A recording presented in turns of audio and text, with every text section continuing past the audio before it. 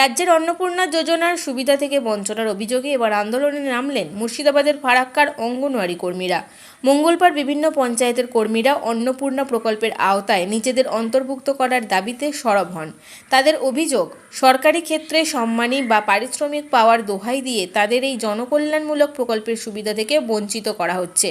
সম্প্রতি পশ্চিমবঙ্গ সরকারের নারী ও শিশু কল্যাণ এবং সমাজ কল্যাণ দপ্তরের প্রকাশিত নির্দেশিকায় জানানো হয়েছে, যে সমস্ত ব্যক্তি সরকারি খাতে সম্মানী বা পারিশ্রমিক পান, যেমন আশাকর্মী, অঙ্গনওয়াড়ি কর্মী, পার্শ্ব শিক্ষক এবং সিভিক ভলেন্টিয়াররা, তারা আপাতত অন্নপূর্ণা যোজনার আর্থিক সুবিধা পাওয়ার যোগ্য নন।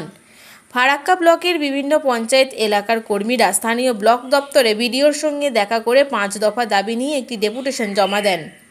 ঝুম্পা দাস নামের ওই কর্মী জানান, তারা দীর্ঘ সময় ধরে অন্নপূর্ণা যোজনা সংক্রান্ত সমস্ত কাজ, যেমন বাড়ি বাড়ি গিয়ে ফর্ম পূরণ, ভেরিফিকেশনের কাজ অত্যন্ত নিষ্ঠার সঙ্গে করে চলেছেন। তাদের দাবি, তাঁরা যেহেতু সম্মানী ভিত্তিক কর্মী, তাই তাদের এই প্রকল্পের আওতায় আনা হোক। কর্মীদের অভিযোগ, সরকারি সম্মানীর পাশাপাশি এই প্রকল্পের টাকা না পাওয়ায় তাঁরা পরিবার প্রতিপালনের অসুবিধার সম্মুখীন হচ্ছেন। তিনি আরও বলেন, এই বিষয়ে ব্লক দপ্তরের কর্তারা জানিয়েছেন, বর্তমানে সরকারি নির্দেশিকা অনুযায়ী সম্মানীপ্রাপ্ত কর্মীদের এই তালিকায় অন্তর্ভুক্ত করা যাচ্ছে না। তবে কর্মীদের বিক্ষোভের পরিপ্রেক্ষিতে ডেপুটেশন গ্রহণ করে ঊর্ধ্বতন কর্তৃপক্ষের কাছে বিষয়টি পাঠানোর আশ্বাস দেওয়া হয়েছে। প্রথম দাবি আমাদের যেটা ছিল যে আমরা অন্নপূর্ণা যোজনার জবে থেকে আমাদের মাননীয় মুখ্যমন্ত্রী ঘোষণা করেছেন, সেটা আমরা কিন্তু সেই দিন থেকে উঠে পড়ে আমাদেরকে কাজে লাগানো হয়েছে। আমরা অন্নপূর্ণা যোজনার জন্য আমরা বিভিন্নভাবে আমরা সাহায্য করে থাকছি আমাদের বিভিন্ন ব্লক স্তরের আধিকারিকদেরকে।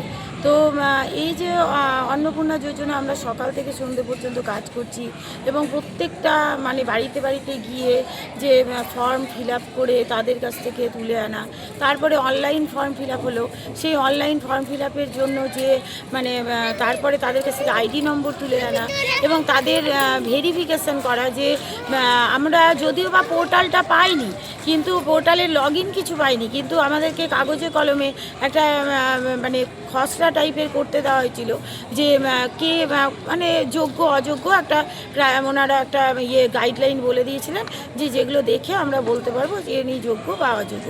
সেই কাজটা আমরা এখনও পর্যন্ত করে চলেছি।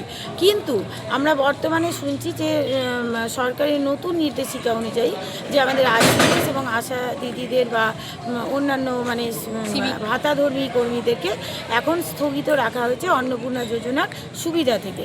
তো আমরা চাই যে আমরা যখন এই কাজগুলোর সাথে যুক্ত তখন এবং আমরা যখন যেহেতু ভাতা ভিত্তিক কর্মী, তাহলে আমরা চাই যে আমাদেরও এই অন্নপূর্ণা যোজনার আওতায় আনা হোক এবং আমরাও যেন এর সুবিধাটা পাই। কারণ আমাদেরকে সরকার 5,000 টাকা মাইনে বাড়িয়ে দিয়েছেন ঠিকই, কিন্তু তার মধ্যে যদি উনি অন্নপূর্ণা যোজনাটা বন্ধ করে দেন, তাহলে সর্বসাকুল্যে আমাদের বাড়ল 2,000। আমরা জানি আগের বাজেটে আমাদের 1,000 টাকা বাড়ানো হয়েছিল, কিন্তু সেটা কোনোভাবেই আমরা এখনও পর্যন্ত পাইনি, 1,000 টাকাটাও পাইনি। তাহলে ওই দিকের হলো 3,000 অন্নপূর্ণা যোজনা বন্ধ। আগের এই 26-এর বাজেটেই জানুয়ারি মাসের যে বাজেটটা হয়েছিল, সেই বাজেটে যে 1,000 বেড়েছিল, প্রাক্তন মুখ্যমন্ত্রী বাড়িয়েছিলেন, সেই 1,000 টাকাটাও আমরা পাইনি। তাহলে আমাদের সর্বসাকুল্যে অতটা বাড়লো না, সেই 1,000। তাই আমরা মাননীয় মুখ্যমন্ত্রীর কাছে বা আমাদের আধিকারিকদের কাছে এটাই সবিনয়ে নিবেদন করছি যে আমাদেরকেও যেন অন্নপূর্ণা যোজনার আওতায় আনা হয়, তাহলে আমরা খুব আরও এনার্জির সাথে কাজগুলো করে দিতে পারবো। আজকে ব্লক দপ্তরে এসে বিডিওর সঙ্গে কথা বললেন, কি আশ্বাস পেলেন?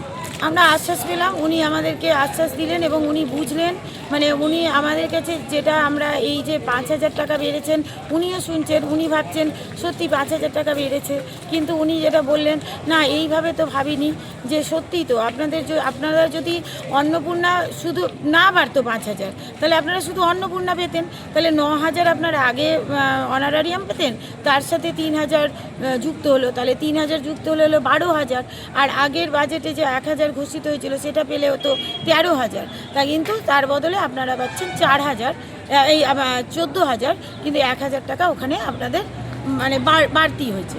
তাহলে এখানে তো 5,000 ব্যাপারটা হচ্ছে না। উনি কি বিষয়টা নিয়ে ঊর্ধ্বতন কর্তৃপক্ষের সঙ্গে কথা বলবেন?